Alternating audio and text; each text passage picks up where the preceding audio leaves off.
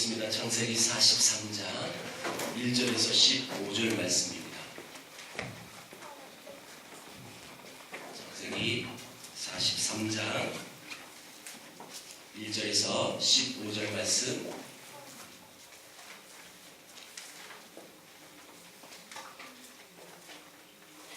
우리 1절씩 한 절씩 제가 한 절, 여러분들 한 절 교독하겠습니다.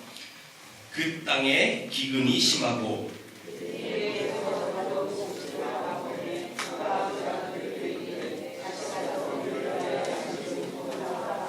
유다가 아버지에게 말하여 이르되 그 사람이 우리에게 엄히 경고하여 이르되 너희 아우가 너희와 함께 오지 아니하면 너희가 내 얼굴을 보지 못하리라 하였으니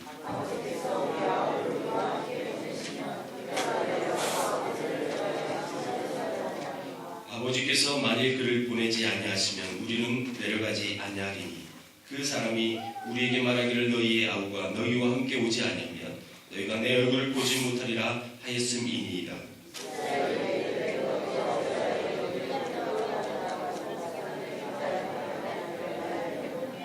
그들이 이르되 그 사람이 우리와 우리의 친족에게 대하여 자세히 질문하여 이르기를 너희 아버지가 아직 살아계시느냐 너희에게 아우가 있느냐 하기로 그 묻는 말에 따라 그에게 대답한 것이니 그가 너희의 아우를 데리고 내려오라 할 줄을 우리가 어찌 알았으리이까.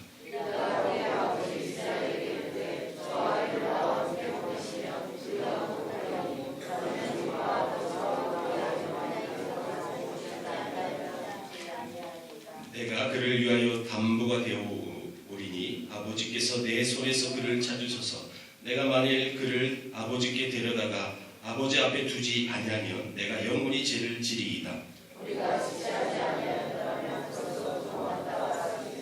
그들의 아버지 이스라엘이 그들에게 이르되 그러할진대 이렇게 하라. 너희는 이 땅에 아름다운 소산을 그릇에 담아가지고 내려가서 그 사람에게 예물로 드릴지니 곧 유향 조금과 꿀 조금과 향품과 몰약과 유향나무 열매와 감복숭아이니라.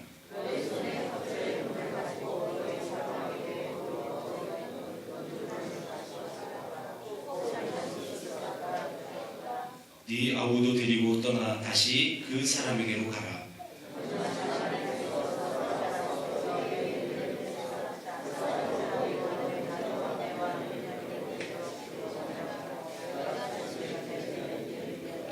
같이 있습니다. 그 형제들이 예물을 마련하고 갑절의 돈을 자기들의 손에 가지고 베냐민을 데리고 애굽에 내려가서 요셉 앞에 서니라. 아멘. 사람이 있는 곳은 사실 어디나 사기꾼이 있고 동서고금을 막론하고 사기꾼, 다투는 사람, 시기하는 자, 또 미워하는 자, 그리고 자기 유익을 위해서 협작꾼이 되어서 좀 이런 말 하기 좀 그렇지만 추접스럽게 사는 사람들이 참 많이 있습니다. 사람이 사는 곳은 다 그런 것 같습니다.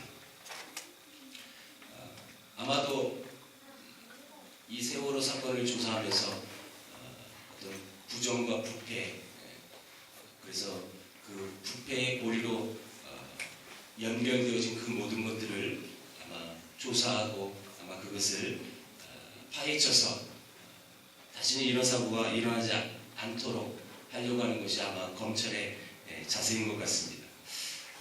이렇게 조금 우리 말을 입으로 담기 좀 어려운 그런 모든 그런 모습들이 사실은 교회의 안까지도 있다는 사실이 참 가슴 아픈 이야기입니다. 그래서 때로는 너무나 이 추한 모습의 교인들을 보면서 과연 저 사람이 변화될 수 있을까? 라는 의심이 되고 또 그런 모습 때문에 상처를 받고 또 그 모습 때문에 좌절되어지는 그래서 낙심되어지는 이런 일들이 교회 안에서도 많이 있습니다. 그래서 어떤 사람은 교회 가봐도 마찬가지다. 그래서 아예 난 신앙을 갖지 않겠다라고 그래서 외면해 버리는 사람도 있습니다. 이런 교회라는 것이 그렇다면 뭐 하는 것일까요? 교회가 사람의 변화를 포기해 버렸고 또 다만 또 교세나 확장시키고 어떻게든지 교회 사이즈 키워나가는 것 여러분 그게 교회 존재의 목적일까요? 절대 그렇지 않습니다. 교회 존재의 목적은 영혼에게 복음을 전해서 그 영혼이 변화되어지는 것, 그것이 교회의 역할이고 교회가 존재해야 할 목적입니다. 오늘 이 본문에 1절에 보니까 이 이스라엘 땅에 여러분 이 가나안 땅에 기근이 들었다라고 말을 합니다. 기근, 이런 변화를 거부하고 주저앉아 있는 이 야곱의 가족들, 근데 그 기근 때문에 그들은 온 가족이 움직일 수밖에 없는 상황이 벌어집니다. 하나님은 늘 하나님의 백성들이 변화되기를 요구하세요. 그래서 사실 이 야곱의 이 가족에게 기근이라는 것을 하나님이 허락해 주셔서 그 가족이 변화되어질 수밖에 없는 상황을 하나님 만들어 가십니다. 하나님은 이론만 있거나 또 화려한 이벤트만 있고 삶의 변화가 없는 교회 생활을 하나님 원치 않으십니다. 교회는 인간의 변화를 위해서 실제로 존재하는 것이 교회인 것입니다. 오늘 이 본문 43장, 그런데 앞에 42장은 이 변화의 중요성과 도전의 이야기를 해줬다면 오늘 이 43장 전체는 바로 하나님이 그 원하시는 변화의 내용이 무엇인가를 우리에게 지금 설명해 주고 있는 것입니다. 우리는 어떤 모습으로 변화되어야 할까요? 어떤 기업가는 이런 말을 했어요. 변화는 기회인데 마누라만 빼고 다 바꿔라. 이런 말을 했어요. 그래서 한때 이 말이 유명했었죠. 다 바꿔라. 그게 기회가 변화되어야 된다. 여러분 사실 이 말의 의미는 이익을 쫓기 위한 변화를 얘기하는 거예요. 근데 오늘 본문에서 말하는 이익을 쫓는 변화가 성경에서 말하는 변화는 아닙니다. 오늘 짧게 말씀을 전할 겁니다. 여러분 이 본문이 말하는 이 변화는 한마디로 무슨 변화를 말하고 있느냐면 자족하는 사람으로 변하는 것을 요구하고 계십니다. 하나님 앞에서 갈 날이 멀지 않은 나이 많은 사람도, 여러분 죽기 전에 있는 사람도 이 소유의 욕심을 갖게 되고 명예의 욕심을 갖게 되어지면 그걸 여러분 돈과 그 지유에 집착할 수밖에 없어요. 여러분 죽기 전에 뭘 더 얻겠다고 그런 어르신들 보면 참 안타깝죠. 왜 안타까워요? 이제 죽을 날이 멀지 않았는데 여전히 그거에 그 소유에 그 명예에 집착해서 사는 그 삶이 정말 불쌍한 거예요. 여러분 야곱은 지금 사실 살 만큼 사는 사람이에요. 많이 살았어요. 근데 그 야곱이 이제 서서히 변화되어지기 시작합니다. 오늘 1절 2절에 보니까 기근이 심해지자 야곱이 아들들을 향해서 양식 있는 애굽 땅에 보내기를 원하시더 이렇게 말합니다. 야, 양식을 조금 사와라. 이때 야곱의 식구가 약 70명이 되어졌습니다. 이 야곱은 어머니 뱃속에서부터 형의 발 뒤꿈치를 잡고 태어났던 그런 사람이었고, 장자권을 뺏기 위해서 수단과 방법을 가리지 않았던 사람이었고, 또 그 눈먼 아버지까지도 속여서 내 축복, 오직 그 축복권은, 장자권은 나에게 있어야 된다. 그래서 나의 축복만, 그래서 그걸 차지하려고 했었던 사람이 바로 야곱이었습니다. 그런데 이 야곱이 내 축복, 내 승리, 내 것, 이것만 주장했던 그 사상이, 그 사고가 이제 변화되어지기 시작합니다. 생명같이 여겼던 이제 요셉을 잃고 여차하면 이제 베냐민까지 잃게 되어졌던 이 상황 속에서 축복, 장자권 이건 아무 쓸모없는 거예요. 여러분, 그래서 여기서 참된 만족이 없다는 것을 깨닫고 이제 자기 평생의 자기 욕심을 버리기 시작해요. 그게 뭐예요? 양식을 조금 사와라. 이제 그 자존심 그런 것도 필요도 없어요. 이제 먹지 않으면 굶어 죽는데요. 무슨 의미가 있겠어요? 그래서 그 아들들을 향하여 야, 양식을 좀 사와라. 자, 여러분 이 양식 조금 가지고 이제 끼니를 때워서 먹고 사는 그거에 관심을 두는 게 이제 야곱이 되어줍니다. 사실 여러분 양식 조금 갖고 만족할 수 있겠어요? 그것도 얼마 사오면요, 분명히 지금 앞에서 있었던 사건처럼 그 아들들이 갖고 왔던 그 양식을 다 먹었단 말이에요. 조금만 있으면 그것도 다 먹을 거예요. 그 다음은 어쩔 거예요. 그런데 그거 다 알면서도 양식 조금만 빨리 사와라. 여러분들은 신앙생활하면서 자족하십니까? 스스로 만족하십니까?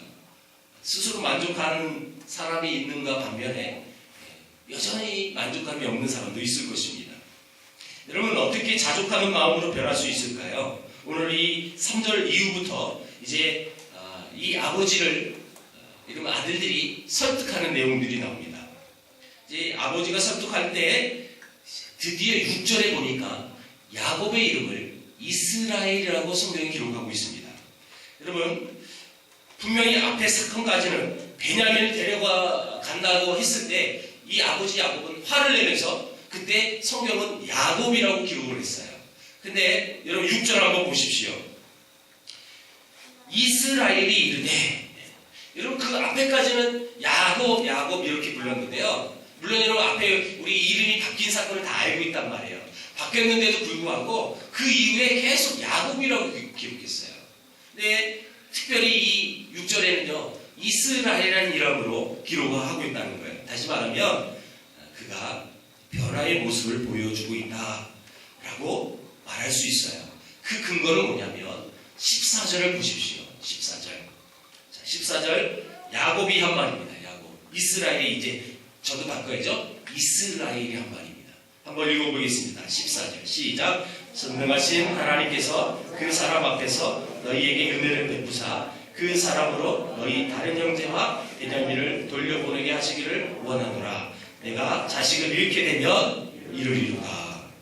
전능하신 하나님, 처음 지금 이 이스라엘, 이 야곱에게 입술을 통해서 하나님을 이렇게 표현합니다. 전능하신 하나님. 먼저 이렇게 표현하고 마지막 이 부분에 보니까 그럼 데려가라. 베냐민 할 수 없다. 데려가. 그러면서 그 자식도 잃으면 잃을 것이다. 이렇게 표현해요. 자, 여러분 이게 무슨 뉘앙스일까요? 킹 제임스 버전은요, 이 단어를 잃으면 잃을 것이다. 이 관점을 이 야곱이 드디어 체념해버렸다라고 풀이를 했어요. 마틴 루터는요, 독일어 성경에 이렇게 번역했어요. 이거는 야곱이 이제 하나님 앞에 불평하는 의미로 해석을 했어요. 근데 자 보세요. 앞에 지금 이스라엘은 하나님을 이렇게 표현합니다. 전능하신 하나님, 엘샤다이. 여러분 이 전능하신 하나님의 의미가 뭘까요? 이 모든 이 과정, 이 지금 앞으로 펼쳐질 이 모든 과정들이 내가 믿는 그 전능하신 하나님 앞에 내가 의지하며 나간다. 그래서 그 하나님은 먼저 고백하고요. 잃으면 잃을 것이다. 이런 것은 하나님 앞에 다 맡깁니다. 라는 의미로 해석할 수 있어요. 왜냐하면 이 단어가 완료 시조로 이렇게 기록을 해가지고 결과의 완료를 의미합니다. 그래서 포기와 불평의 의미보다는 전능하신 하나님에 대한 전적인 그의 신뢰를 표현하고 있다라고 해석한다는 거예요. 전능하신 하나님, 이제 그 하나님만 내가 믿을 수밖에 없어요. 내가 정말 사랑했던 요셉도 이랬는데 이제 그 동생, 이 베냐민 이 아이까지 데려간대요. 하나님. 그 하나님께서 알아서 하실 것이다. 이제 하나님만 의지할 수밖에 없다라는 의미를 가져요. 자, 여러분 이 고백하기 전에 11절, 12절을 보니까 분명히 야곱이 아들들에게 이런 지시를 했어요. 많은 예물을 가져가라. 그리고 그 돈자루 너희들이 그 곡식을 사러 갔던 그 돈 너희들이 다시 갖고 왔잖아. 9배를 가져가라. 이렇게 지시했어요. 아무리 그 예물을 많이 가져간다 할지라도 하나님의 은혜가 없으면 여러분 내 아들 그 사랑하는 이 베냐민조차도 잃을 수 있기 때문에 하나님의 은혜 없이는 이건 불가능하다. 그래서 그가 이렇게 고백해요. 나는 전능하신 하나님 아버지 그 간섭하시는 그 은혜에 순종하겠다라는 의미 속에서 이 말을 합니다. 여러분 사무엘하 15장에 아버지 다윗이 아들 압살롬에게 쫓겨서 여러분 왕궁을 도망가는 장면이 나옵니다. 여러분 이게 얼마나 끔찍한 사건이에요. 아들이 그 아버지의 그 왕의 권위를 또 그 영광을 취하려고 아버지를 죽여버리려고 해서 아버지 다윗은 도망가는 거예요. 여러분 이건 우리 인생에 있어서 경험하지 말아야 될 경험이에요. 자식이 아버지 그 모든 것을 뺏으려고 죽인다는 거. 끔찍한 사건이죠.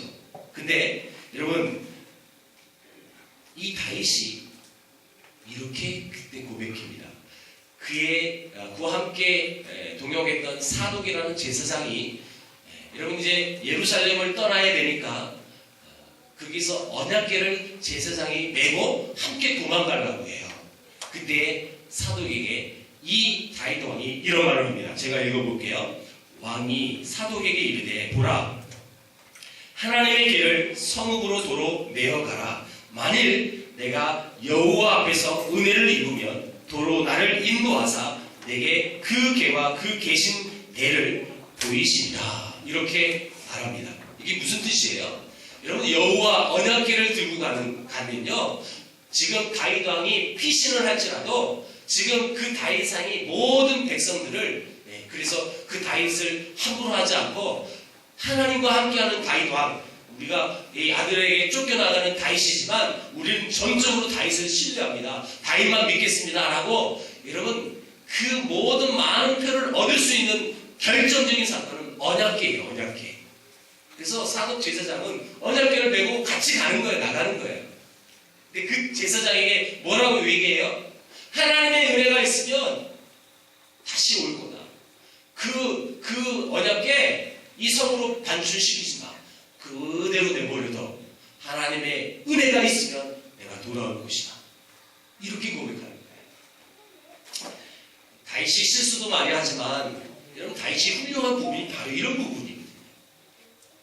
여러분 제가 누누이 말씀드리지만 그 다윗을 누가 정죄할 수 있겠어요? 정죄할 수가 없어요. 우리도 똑같은 죄인이거든요. 근데 똑같은 죄를 졌더라도 그 죄를 해결하는 방법이 다윗은 달랐습니다. 어려움이 있고요, 위기가 와도요, 자기의 생각으로 그 모든 일을 진행하지 않아요. 그를 그렇게 힘들게 했던 사울왕, 사울왕이 자기를 크게 죽이려고 했을 때도 본인이 사울왕을 죽일 수 있는 기회가 있었음에도 불구하고 안 죽여요. 하나님께 전적으로 신뢰한다는 거예요. 하나님께 맡긴다는 거예요. 이것이 우리가 본받아야 될 모습입니다. 여러분 이 야곱이 전능하신 하나님 이 베냐민을 잃으면 잃을 것이다. 그냥 포기하는 게 아니다. 이제 여러분 완전 한탄의 개념에서 이제 할 만큼 했어. 그런 의미가 아닙니다. 전능하신 그 하나님, 우리가 믿는 그 하나님께서 은혜 베풀어 주시면 이 모든 난관이 해결될 것이다. 라고 고백한다는 거예요. 그래서 그의 이름이 이때로부터 야곱이 아니라 이스라엘이라고 기록이 되어진다는 거예요. 우리는 하나님을 이용할 수 없어요. 다만 하나님께 굴복하고 하나님께만 순종할 뿐입니다. 전능하신 그 하나님 앞에 그 은혜에 맡기면 여러분 우리는 이스라엘처럼 우리는 다윗처럼 살 수 있습니다. 여러분들은 어떤 삶을 살고 계십니까? 정말 변화된 삶을 살고 계십니까? 예수님을 믿고 이제 교회를 출석하면서 여러분 정말 하나님이 우리를 향하여 원하시는 그 모습은 점점점 주님을 닮아가는 그 변화된 모습입니다. 근데 내 모습이 진짜 변하고 있는가요? 그런 모습들을 보면 사실 목회자는 참 마음이 좋습니다. 얼마 전에도 예배 시간에 그런 이야기를 들었잖아요. 교회에 나온 우리 청년들이 예수 믿은 지 얼마 안 된 것들이 주일날 MT하면 MT도 안 가고 선배들이 교수들이 따라서 술도 안 마시고 이게 변화된 모습이잖아요. 내가 그거 안 맞고요. 그러면 선배들한테 교수들한테 불이익을 당할 수 있단 말이에요. 솔직히 그거 알 수 있잖아요. 근데 하나님의 은혜를 기억하니까요. 하나님의 은혜를 여러분 사모하니까요. 그렇게 고백할 수 있고 그런 행동을 할 수 있다는 거예요. 그게 예수 믿은 사람의 변화된 모습이에요. 여러분, 이런 젊은이, 이제 예수 믿은 얼마 되지 않은 이 젊은이들이 이렇게 변화되어지는데, 우리 기성세들, 우리는요 얼마나 변화되고 있습니까? 하나님은 이 교회의 존재의 목적을 영혼들이 변화되어져서 하나님 닮아가는 것, 하나님 성품을 닮아가는 것, 그래서 그 하나님의 사랑이 변화된 영혼들을 통해서 흘러가게 하는 것, 이 하나님이 이 교회에 주신 존재 목적입니다. 그래서 우리는 더 큰 범위를 받죠. 그 변화된 모습을 통해서 열방의 하나님을 예배하는 그런 큰 꿈까지 우리는 갖고 예배하는 사람들이에요. 여러분, 여러분의 삶 속에서 그 변화된 모습으로 많은 사람들에게 영향력을 끼치고 계십니까? 하나님은 지금도 그걸 원하고 계세요. 오늘도 이 복된 주일날 이 야외에서 예배드립니다. 또 예배 끝나고 식사하고 우리 운동을 해요. 가끔요 예수 믿는 사람들끼리도 운동하면요 싸우는 거예요. 싸우고 욕하고요. 교회끼리 하면요 욕하고 막 그래요. 저번에 수원에 모교회하고 우리가 축구를 했어요. 어떤 청년이 막 욕 나오더라고요. 우리 교회 말고요, 걔들이요. 저는 그런 모습 보면 덜 변화됐다라고 생각해요. 여러분, 운동을 해도 승부욕은 있어야 재밌겠지만 오늘 이 하루가 정말 주님 앞에서 변화되어진 모습으로 아름다운 교제 나눌 수 있는 복된 하루 되길 주의 이름으로 축원드립니다. 기도하겠습니다. 하나님, 감사합니다. 우리가 비록 약하고 또 욕심이 많고 추하고 못났지만 십자가에서 우리의 죄악을 다 씻으시고 두 팔을 벌려